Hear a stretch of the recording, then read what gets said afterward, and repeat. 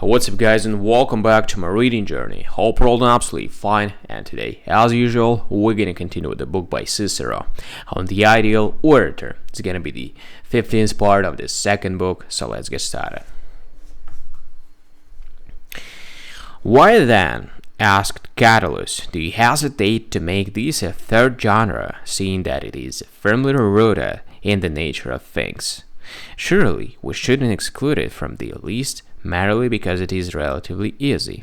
I do so, said Antonius, because I don't want to give everything that can ever fall to the task of the orator, however insignificant it may be, a treatment suggesting that we can only speak about something if it has its own precepts. For example, it is often necessary to give testimony, sometimes even quite carefully, as they also had to do against the violent and seditious citizen Sextus Titius.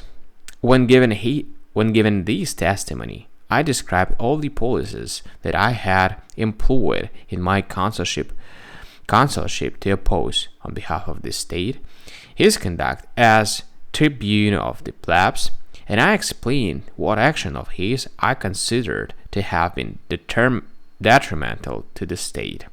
I was detained for a long time. I had to listen to many things, and I answered many questions.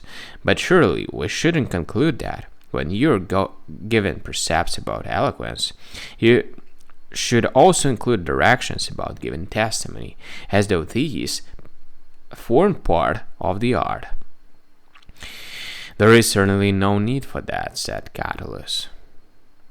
Or what if, as often happened to men of the highest rank, messages from a general must be set out in the Senate, or conveyed from the Senate to a general, or to a king, or some nation?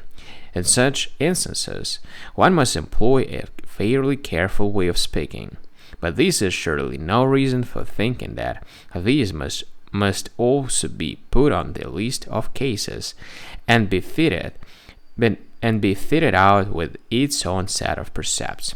By no means, replied Catullus, for a skilled speaker will certainly have the ability of dealing with subjects of this sort, acquired from his experience with other subjects and cases.